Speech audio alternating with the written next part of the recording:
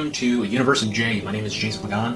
I'm going to be talking about the Nintendo Game Boy Zero. This is a Nintendo Game Boy Zero. It is an emulation using Raspberry Pi, RetroPie emulator, and utilizing a Game Boy case to play the ROMs. So I figured I built one of these about 3 weeks ago, and I wanted to talk about what you need to do to build one of these emulators and some of the components that you are going to need, as well as do a quick review of what the emulator is like.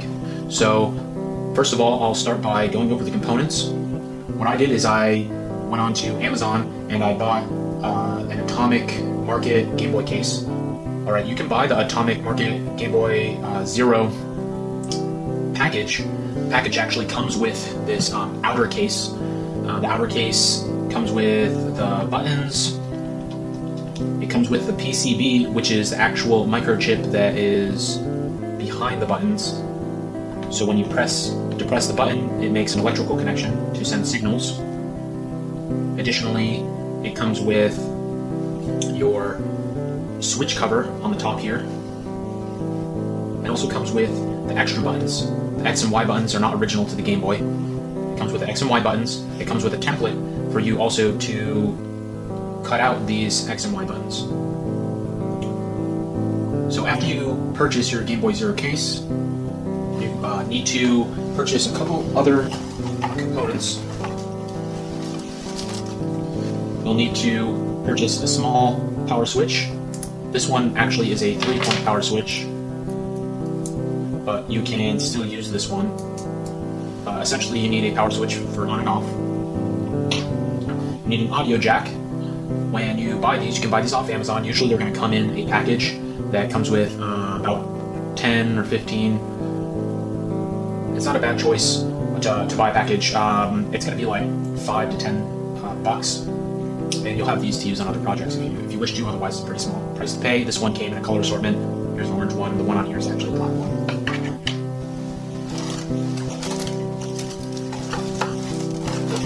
The Atomic Market kit actually came with a speaker. If you don't buy the Atomic Market one, you're going to need to buy a speaker. Just buy a small one. And then you're also going to need a potentiometer. This is for your volume control. Additionally, I used a USB hub broken down. You're going to use that so you can expand on your Raspberry Pi so that you can add an external USB port. This one actually also has an internal USB port for you to plug in from the battery compartment. And it also will connect up to some of your other components such as your TC. So one of the main things that you're going to need, so you have the buttons, you have your PCB for the buttons. You're going to need something to play your videos actually on, so you're going to need a screen. Now, if you're familiar with the regular Nintendo Game Boy screen, it's much smaller than this. The viewing screen has been retrofitted to fit a 3.5-inch screen. I used a backup screen, BW 3.5-inch backup screen. I bought it off Amazon. And the only trick to that, it's pretty cheap, it's about $15. It's not the best resolution, but it's pretty cheap. On the back side, you have these controller boards. These are typically used with 12 volts. You need to retrofit it so that it will work for 5 volts. This one's been retrofitted. I had to retrofit this one. These controller boards can be different on the same type of backup backup screen. So it is important to either have patience to figure out how to retrofit it so that it can use 5 volts, or I would say go ahead and if this is something that you really want, spend the extra money to get a screen that you know is going to work appropriately with 5 volts. I would say though, the nice thing about this is that it uses a composite screen. So the other thing you're going to need is a Raspberry Pi Zero, which is why this is called the Game Boy Zero. Use a RetroPie Zero. This is a RetroPie Zero W, which means it's Wi-Fi enabled. And these are your composite video cords. So this makes it a lot easier for you to attach your video to your Raspberry Pi. You just have to connect a couple wires and you're ready to go. Otherwise, you might have to actually program the actual pins to use if you're going to be using something other than this, or you're going to have to retrofit the HDMI port, a little bit more complicated than just a couple of wires. Additionally, you are going to need a Teensy. Now here is the Teensy LC. I would recommend using this one. I didn't use this one. I used the Teensy 2.0. The problem with using the Teensy 2.0 is that on the back here, so the Teensy here has some pads on the back that you can very easily connect your power to, as well as having a USB out. So then you're not required to actually use an external connector port to here. With the Teensy 2.0 has pads on the back, but there isn't a schematic to tell you which one is going to be your USB outs, your D plus and your D minus, which are your data panels. So I would say use the LC because this one has those on it. Makes it a lot easier for the wiring on the inside. I ended up actually plugging in a port and then snipping it and then using the wires off of that, and it made it a lot easier than trying to connect to the small little ones that are coming out here on the opposite side. So recommend the Teensy LC. Now the Teensy is what you're going to use on these little ports here. You're going to use our Arduino program to basically turn these into keyboard strokes. All right. From your PCB where your buttons are,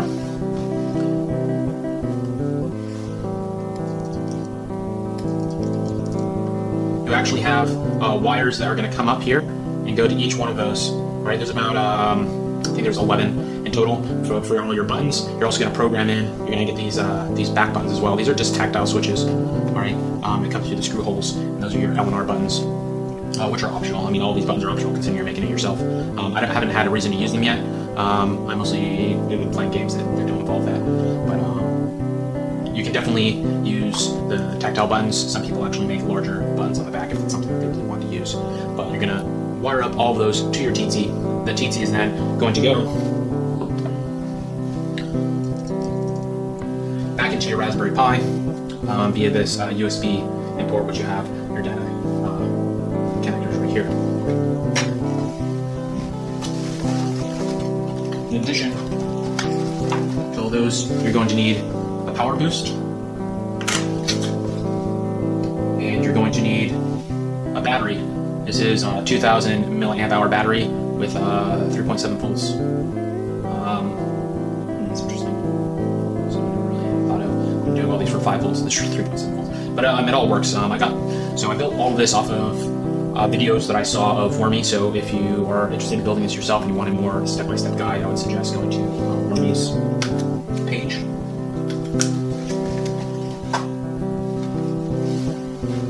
Also, you're going to need this. This is your audio amp. Both of these components are from Adafruit. Audio amp will connect to your speaker as well as your audio jack, and then come back and hook up to one of two of your pins on your Raspberry Pi. In addition to all those components that I've mentioned, you're just simply going to need a SD card. This one is an 8GB SD card. That's plenty of space to run RetroPie with this, which is the software that you'll be running on your Raspberry Pi, as well as loading up the majority of your ROMs. You can certainly get a larger chip. Actually, I think the one in here is actually pretty large, and I just threw one that I had already, so I think it might be like 32 gigabytes in here, but I don't even use remotely any of that. So let's get down to what it actually looks like. So you have your little switch on here. Now, additionally, I bought the Nintendo cartridge. This is an empty cartridge. You can purchase these on Amazon. You can purchase the cases, all the buttons, even the screens. You can purchase on Amazon or Alibaba. I've been told that Alibaba actually has the composite 3.5 screens already made for 5 volts, so that you don't need to do all the retrofitting. Also, this glass screen actually, I got off of Sudomod. So Sudomod is also where you can find a lot of information on how to build your Game Boy Zero. So we switch it to on. There's a blue light in the back. It's going to start running.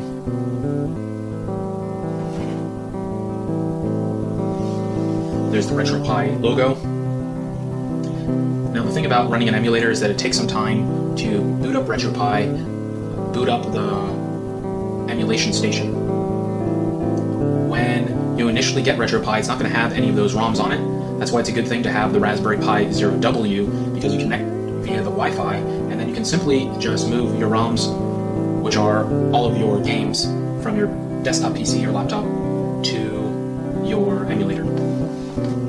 Alright, so here I have Atari 7800. I have Game Boy Color on here. This is very good. You can see.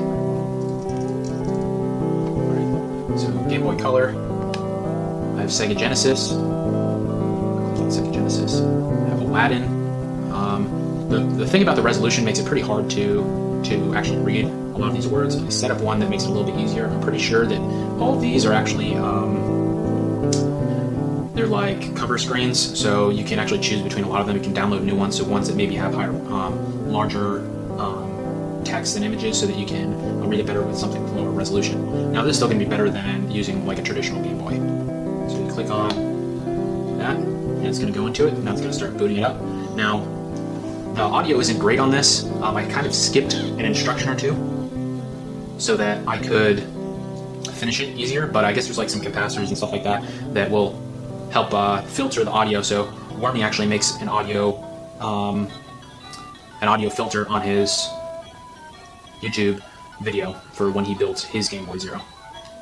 But if any of you are familiar with the regular Sega Genesis, this is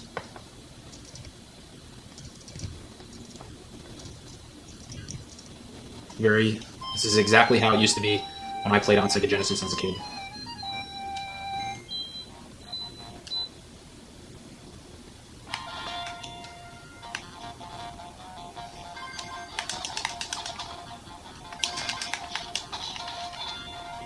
Throwing apples and everything.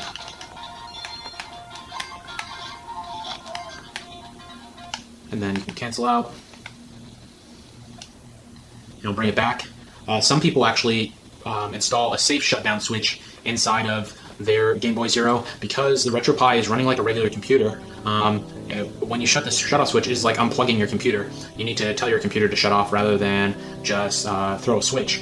So it is possible to program or to even purchase a little chip that sits inside here that's attached to your switch. So when you switch it, it doesn't actually shut off yet. And it'll run your RetroPie to program to shut off your RetroPie, shut off your Raspberry Pi computer, and then it will then shut off the power. So otherwise, you have to go through the start, go down to like quit and shut down. Yes, I want to shut down. And then it's going to start shutting down. It's going to go through all these messages. It's kind of hard for you to see, but mine, because it's white, a lot of the lights just like kind of show through the side here. So I just usually just wait a couple minutes, or not a couple minutes, it's like 30 seconds or something like that after the screen goes black. And then that means that my Raspberry Pi will be completely shut off.